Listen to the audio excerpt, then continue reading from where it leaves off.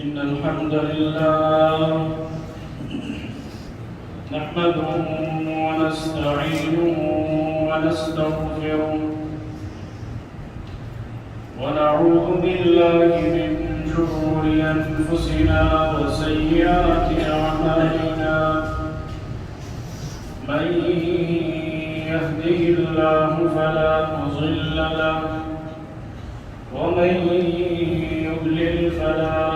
هادي له وأشهد أن لا إله إلا الله وحده لا شريك له من يطع الله ورسوله فقد رشد واهتدى ومن يعص الله ورسوله فقد ضل وغوى لا دين لمن لا عهد له ولا إيمان لمن لا أمانة له وأشهد أن محمدًا عبده ورسوله أعوذ بالله السميع العليم من الشيطان الرجيم بسم الله الرحمن الرحيم يا أيها الذين آمنوا اتقوا الله حق تقاته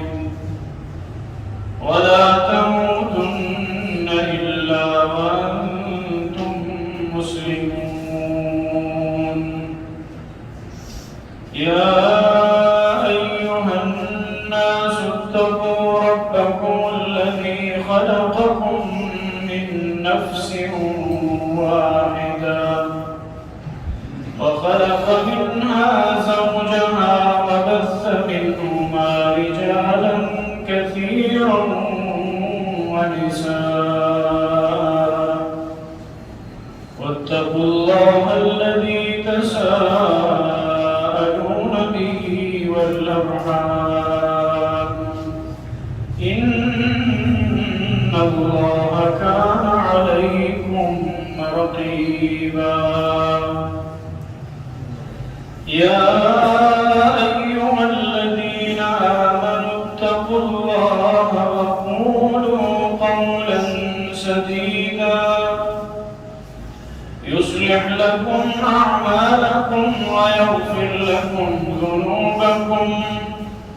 ومن يطع الله ورسوله فقد فاز فوزا عظيما وقال الله تعالى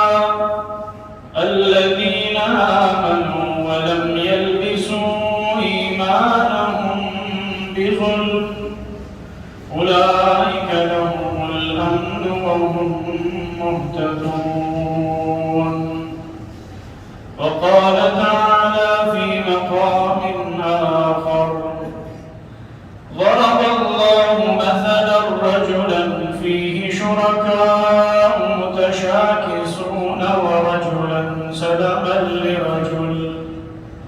هل يستويان مثلا الحمد لله بل أكثرهم لا يعلمون أما بعد فإن خير الحديث كتاب الله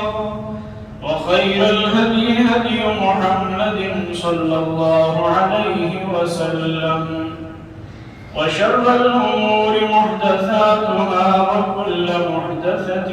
بدعة وكل بدعة ضلالة وكل ضلالة في النار اللهم صل على محمد وعلى آل محمد كما صليت على إبراهيم وعلى آل إبراهيم إنك حميد مجيد اللهم بارك على محمد وعلى آل محمد كما باركت على إبراهيم وعلى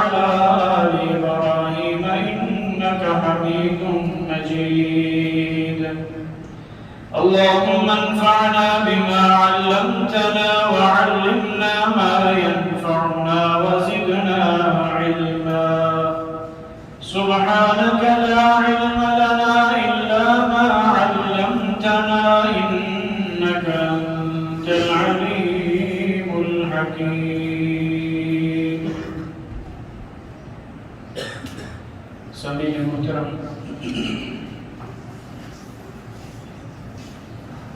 میں نے آپ کے سامنے سورہ زمر کی ایک آیت تلاوت کی ہے اور سورہ انعام کی ایک آیت تلاوت کی ہے. اللہ تعالیٰ سے دعا ہے کہ اللہ تعالیٰ صحیح معنوں میں ہمیں قرآن کو سمجھنے کی اور اس پر عمل پیرا ہونے کی توفیق عطا فرمائے. آج کل جتنی ہمارے اندر تبدیلیاں آ رہی ہیں یا جتنے ہم فتنوں کا شکار ہو رہے ہیں، جتنا ہمارا عقیدہ متزلزل ہو رہا ہے، طرح طرح کے فتنوں میں مبتلا ہو کر دین سے دوری کا جو باعث ہے یہ صرف اور صرف عقیدہ توحید سے دوری ہے. کیونکہ جو شخص عقیدہ توحید کو چھوڑ دیتا ہے تو پھر وہ فتنوں کا شکار ہو جاتا ہے. اللہ تعالیٰ نے قرآن پاک میں ارشاد فرمایا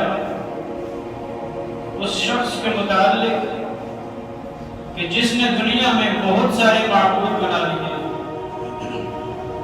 فرمایا ضرب اللہ مثلا رجلا فیہ شرکاء. اللہ تعالیٰ نے مثال بیان کی اس غلام کی کہ جس کے مالک، جس کے آقا بہت سارے ہیں. ایک غلام ہو اور اس کے بہت زیادہ مالک ہو تو وہ غلام کس کی بات سنے گا، کس کی بات کو مانے گا،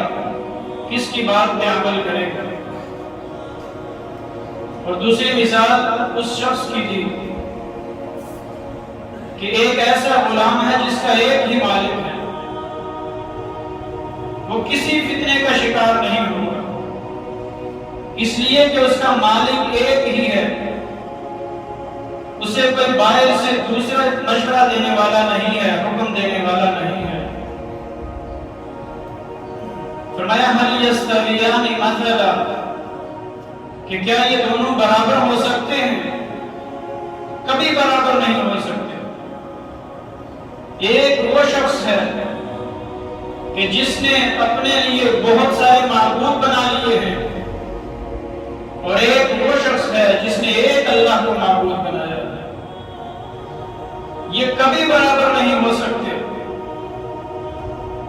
اس لیے کہ جو شخص ایک اللہ کی بات کو مان کر چلے گا وہی کامیاب ہوگا، اور جس نے بہت سارے معبود بنائے ہوں گے وہ ہر کسی کی بات کو من و عن اسی طرح پورا نہیں کر سکے گا، اس پر عمل نہیں کر سکے گا. تو یہی مثال اللہ تعالیٰ نے دی ہے توحید کو سمجھنے کے لیے کہ جس نے ایک معبود بنا لیا جو صرف اور صرف اللہ تعالیٰ کی ذات ہے وہی کامیاب ہوگا، وہی عقیدہ توحید کا چلنے والا مومن ہوگا، وہی ایسا شخص ہے جو فتنوں سے بچ سکتا ہے، وہی ایسا شخص ہے جو دنیا کے رنگوں میں نہیں رنگا جائے. عقیدہ توحید سے جو شخص دور ہو جاتا ہے وہ طرح طرح کے توہمات میں مبتلا ہو جاتا ہے، وہ اپنی اصل سے دور ہو جاتا ہے. اللہ تعالیٰ ایسے شخص کو کہ جو عقیدہ توحید کو چھوڑ کر ایک اللہ کو چھوڑ کر دنیا میں اپنے معبود بنا لیتا ہے، تو پھر اللہ تعالیٰ اس کے لیے راستے آسان کر دیتا ہے، اس لیے کہ اللہ نے اس کو مہلت دے دی ہے، اللہ تعالیٰ اسے ڈھیل دے رہا ہے، اور قیامت کے دن اللہ تعالیٰ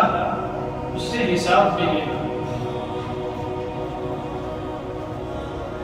اور وہ شخص جو اللہ تعالیٰ کی رسی کو مضبوطی سے پکڑ لے، اس پہ پریشانیاں بھی آتی ہیں، تکلیفیں بھی آتی ہیں، مصیبتیں بھی آتی ہیں، لیکن اگر اس کا عقیدہ اللہ پر مضبوط ہے تو وہ ان سب پریشانیوں سے، ان سب مصیبتوں سے وہ بالکل بخیریت گزر جاتا ہے۔ اور توحید اس لیے بھی ضروری ہے کہ ہم اپنے رب کی پہچان کر سکیں، ہم اس مالک کو، اس خالق کو پہچان سکیں کہ جس نے ہمیں پیدا کیا، بلکہ اللہ تعالیٰ نے جو لوگ توحید پر عمل پیرا ہوتے ہیں، اللہ کی توحید کا اقرار کر لیتے ہیں، اللہ تعالیٰ نے فرمایا کہ یہ لوگ امن میں ہیں، یہ لوگ ہدایت یافتہ ہیں۔ الذین آمنوا ولم یلبسوا ایمانهم بظلم، وہ لوگ جو اللہ پر ایمان لے کے آئے اور ایمان کے ساتھ انہوں نے ظلم کو شامل نہیں کیا۔ یہاں ظلم سے مراد شرک ہے، جیسا کہ حضرت لقمان نے اپنے بیٹے کو یہ نصیحت کی تھی، لا تشرک باللہ ان الشرک لظلم عظیم، کہ شرک جو ہے یہ بہت بڑا ظلم عظیم ہے، اور جو لوگ اپنے ایمان کے ساتھ ظلم کو شامل نہیں کرتے، شرک کو شامل نہیں کرتے،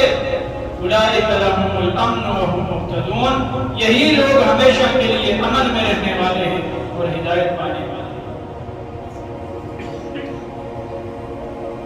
اور جو شخص عقیدہ توحید پر عمل پیرا ہوتا ہے، اللہ تعالیٰ اس کو کیسے عزت دیتا ہے، وَلَقَدْ كَرَّمْنَا بَنِي آدَمَ وَحَمَلْنَاهُمْ فِي الْبَرِّ وَالْبَحْرِ وَرَزَقْنَاهُمْ مِنَ الطَّيِّبَاتِ، کہ اللہ تعالیٰ فرماتے ہیں کہ ہم نے بنی آدم کو عزت دی ہے اور اس کو ہم نے رزق عطا کیا، پاکیزہ رزق، اور اللہ تعالیٰ فرماتے ہیں کہ یہ وہ ہے کہ جن کو اللہ تعالیٰ نے تمام مخلوقات پر برتری دی ہے، سب سے افضل مخلوق بنایا، اور جو اس عقیدے کو چھوڑ دے، اللہ تعالیٰ نے اس کی مثال کے بیان کی، نبی علیہ السلام کو حکم دیا کہ آپ پڑھ کے سنائیے، وَاتْلُ عَلَيْهِمْ نَبَأَ الَّذِي آتَيْنَاهُ آيَاتِنَا فَانسَلَخَ مِنْهَا فَأَتْبَعَهُ الشَّيْطَانُ فَكَانَ مِنَ الْغَاوِينَ، اس شخص کا قصہ، یہ واقعہ پڑھ کے سنائیے جس کو اللہ تعالیٰ نے علم دیا تھا، اللہ تعالیٰ نے نشانیاں دی تھی، لیکن اس نے ان نشانیوں کو، اس علم کو چھوڑ کر شیطان کا راستہ اختیار کیا، تو شیطان نے اس کو اپنے پیچھے لگا دیا اور گمراہ کر دیا۔ اللہ تعالیٰ فرماتے ہیں وَلَوْ شِئْنَا لَرَفَعْنَاهُ بِهَا، اگر ہم چاہتے تو ہم ان نشانیوں کے ذریعے سے ہم اس کو ایک مقام اور مرتبہ دیتے،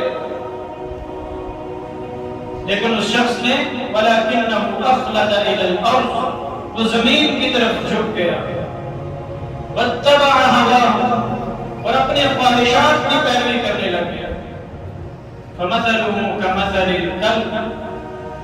اللہ تعالیٰ نے فرمایا کہ اس کی مثال اس کتے کی سی ہے، إِن تَحْمِلْ عَلَيْهِ يَلْهَثْ أَوْ تَتْرُكْهُ يَلْهَثْ، اگر آپ اس پر حملہ کریں یا اسے چھوڑ دیں، دونوں صورتوں میں وہ ہانپتا رہتا ہے۔ کتے کی یہ عادت ہے کہ وہ بیٹھا ہوا ہو یا کسی شکار کے بعد آیا ہو، وہ اپنی زبان نکال کے ہانپتا رہتا ہے۔ اللہ تعالیٰ نے اس شخص کی مثال اس کتے کے ساتھ کی کہ اگر اللہ تعالیٰ اس کو چاہتا تو بلند مقام اور مرتبہ عطا کرتا، لیکن اس نے اس کو چھوڑ دیا، زمین کی طرف جھک گیا، اپنی خواہشات کی پیروی۔ اور اللہ تعالیٰ نے فرمایا کہ یہ نشانیاں، یہ واقعات، یہ قصص لوگوں کو پڑھ کے سنائیے، اور یہ انجام ان لوگوں کا ہے کہ جنہوں نے اللہ تعالیٰ کی نشانیوں کو جھٹلا دیا۔ اس شخص کا نام کسی کو معلوم نہیں، لیکن اللہ تعالیٰ نے قرآن میں یہ واقعہ ضرور نقل کیا، اور یہ عام ہے ہر اس شخص کے لیے کہ جسے اللہ تعالیٰ نے اپنی نشانیاں دی ہوں، اللہ تعالیٰ نے علم دیا ہو، اللہ تعالیٰ نے سیدھا راستہ دیا ہو، اللہ تعالیٰ نے اپنے پیغمبر کی امت میں اس کو شامل کیا ہو، اور جب وہ اس راستے کو چھوڑ دے، شیطان کے پیچھے لگ جائے، اپنی خواہشات کے پیچھے لگ جائے، اپنی خواہشات کا پیروکار بن جائے، تو پھر اللہ تعالیٰ نے اس کے لیے اس کتے کی مثال دی کہ وہ شخص جو اشرف المخلوقات ہے، اگر اللہ کے راستے پر چلے گا تو تمام مخلوقات میں سب سے افضل ہے، اور اگر اللہ کے راستے کو چھوڑ دے گا تو حقیر ترین مخلوق میں اللہ تعالیٰ نے اس کو شامل کیا۔ اور یہی وجہ ہے کہ عقیدہ توحید سے دوری آج طرح طرح کے فتنوں کا شکار ہم ہو رہے ہیں۔ ہر قسم کا فتنہ ہمیں جس طرف موڑنا چاہے ہم موڑ رہے ہیں، اس لیے کہ ہم نے توحید کو سمجھا ہے، ہم نے توحید کا مطلب ہی نہیں سمجھا۔ توحید کہتے کسے ہیں؟ توحید کا مطلب کیا ہے؟ توحید کیوں ضروری ہے؟ ہم نے اس چیز کو سمجھا کیا؟ جو لوگ اس چیز کو سمجھ لیتے ہیں وہ اس کے مطابق اپنی زندگی گزارتے ہیں، اللہ تعالیٰ دنیا میں بھی امن اور سکون دیتا ہے، اور آخرت میں بھی ہم کو سکون دیتا ہے۔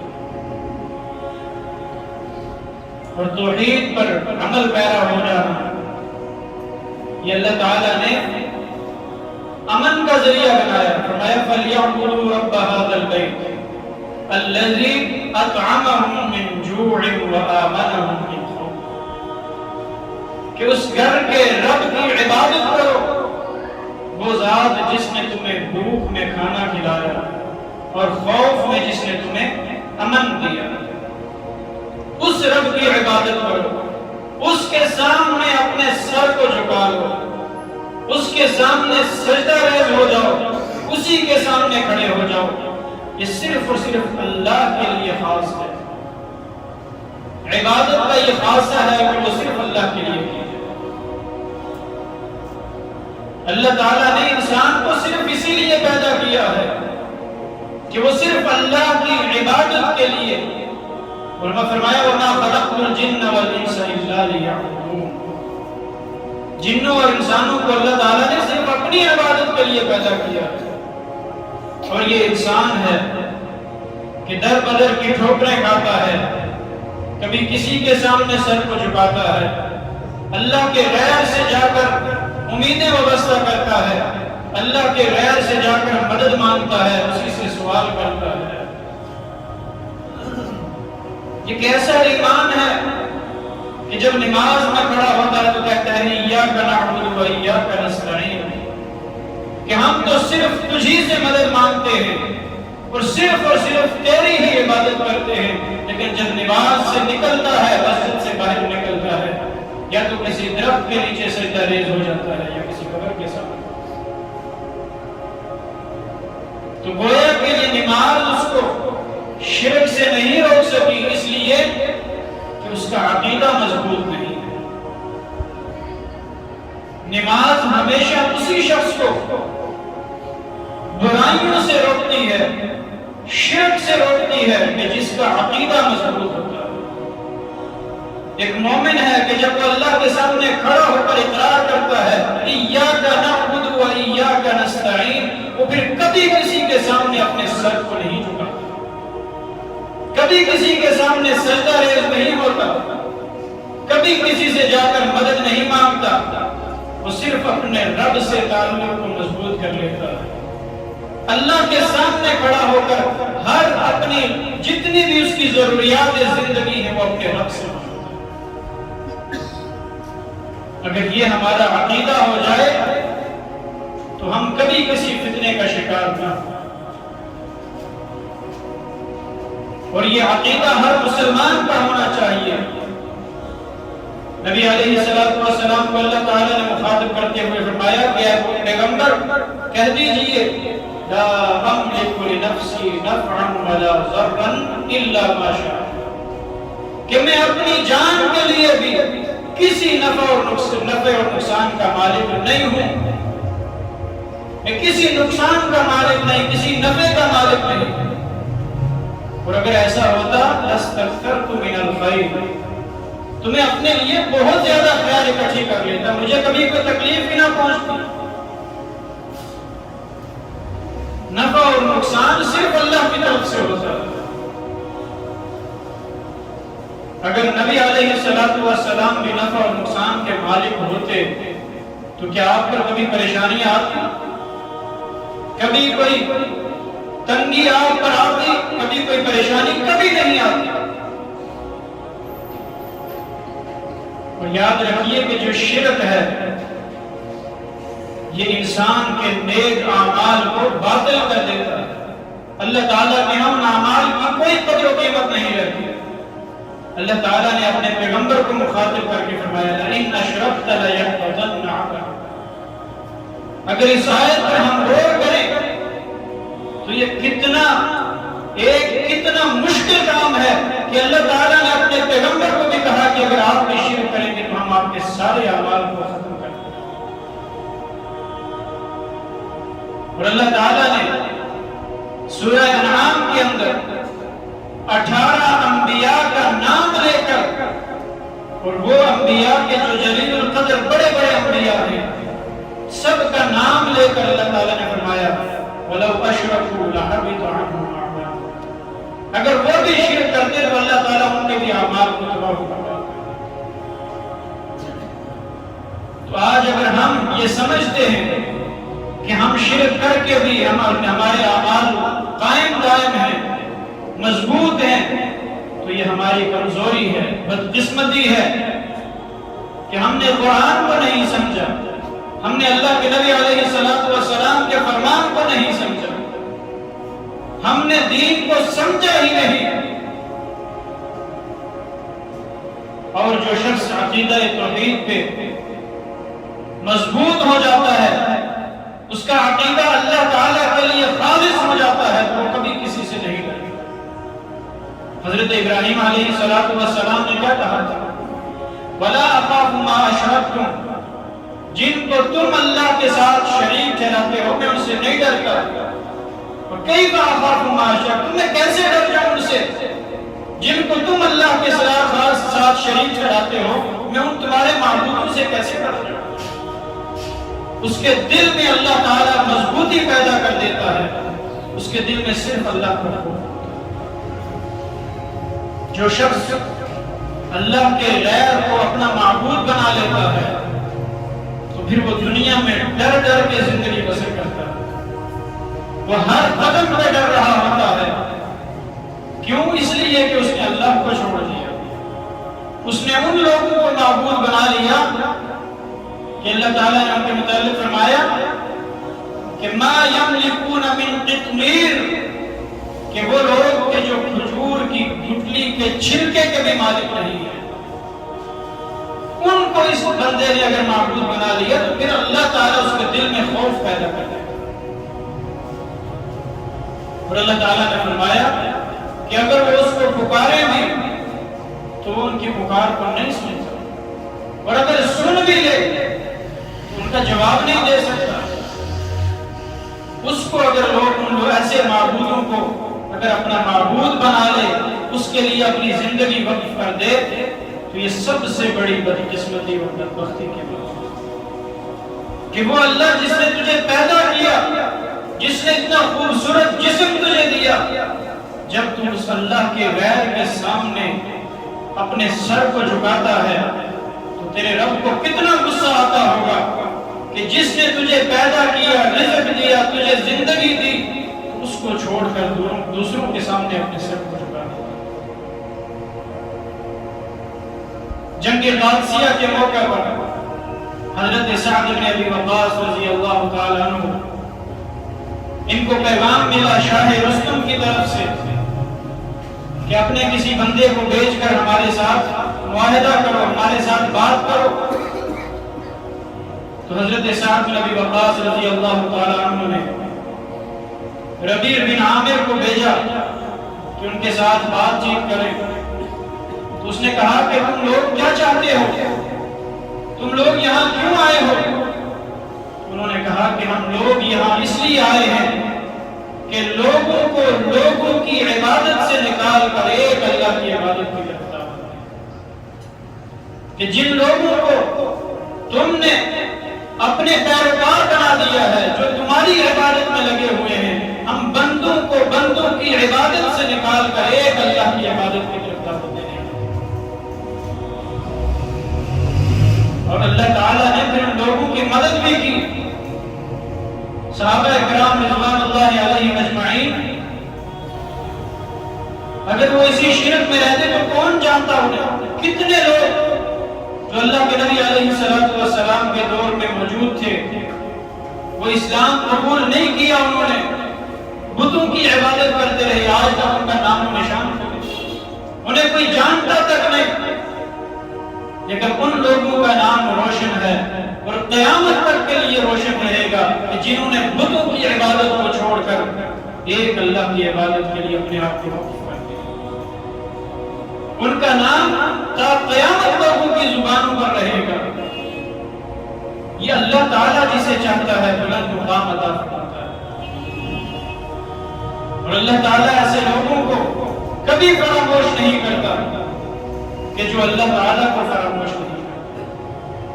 اور جو اللہ کو بھول جاتے ہیں، فرمایا نسوا اللہ فانساهم، جو اللہ کو بھولتے رہتے ہیں اللہ تعالیٰ انہیں بھول جاتا ہے، جو اللہ کو چھوڑ کر دوسروں کے لیے نکل پڑتے ہیں تو پھر اللہ تعالیٰ انہیں چھوڑ دیتا ہے، اللہ تعالیٰ بھی انہیں مہلت دیتا رہتا ہے۔ وَيَمُدُّهُمْ فِي طُغْيَانِهِمْ يَعْمَهُونَ۔ تو سامعین محترم، جتنے بھی فتنے ہیں، جتنے بھی یہ پریشانیاں ہم پر آتی ہیں اور ہم ان کا شکار ہو جاتے ہیں، اس سب کا یہ سبب ہے وہ یہی ہے کہ عقیدہ توحید سے دوری،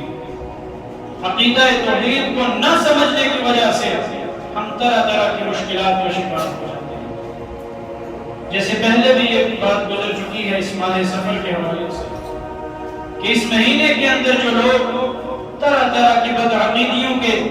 اس کا شکار ہو جاتے ہیں، توہمات کا شکار ہو جاتے ہیں، وہم میں پڑ جاتے ہیں، تو اللہ تعالیٰ اس بندے کے ساتھ ہمیشہ خیر ہی خیر کرتا ہے جو ایک اللہ کے لیے نکل پڑتا ہے، اللہ کی توحید کو پکڑ لیتا ہے۔ تو جتنے بھی لوگ اس قسم کی باتوں کا شکار ہوتے ہیں وہ صرف اور صرف عقیدہ توحید کی دوری کی وجہ سے۔ اللہ تعالیٰ نے یہ اتنا پیارا عقیدہ اگر ہمیں دیا ہے تو اس عقیدے پر عمل کر کے ہم اس دنیا میں بھی اور آخرت میں بھی اللہ تعالیٰ کے پسندیدہ بندے بن سکتے ہیں۔ تو اس لیے یہ بات انتہائی ضروری ہے کہ ہم اپنے عقیدے کو مضبوط کر لیں، کوئی بھی کسی قسم کا فتنہ بھی ہمارے عقیدے پر کبھی اثر انداز نہ ہو، ہم اتنا اپنے عقیدے کو اپنے رب پر مضبوط کر لیں کہ کوئی ہمیں کبھی نقصان نہ دے سکے۔ اور یہ کیسے ہوگا؟ اس کے لیے ہمیں قرآن کو پڑھنا پڑے گا، اللہ کے نبی علیہ السلام کے فرامین کو پڑھنا پڑے گا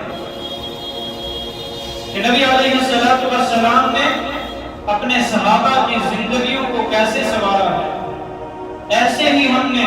قرآن کا مطالعہ کر کے تو تب جا کے ہمارا عقیدہ اللہ تعالیٰ پر مضبوط ہوگا۔ اللہ تعالیٰ سے دعا ہے کہ اللہ تعالیٰ ہمیں صحیح معنوں میں عقیدہ توحید کو سمجھ کر اس پر عمل پیرا ہونے کی توفیق عطا فرمائے۔ اقول قولی ھذا استغفر اللہ لی ولکم ولسائر المسلمین۔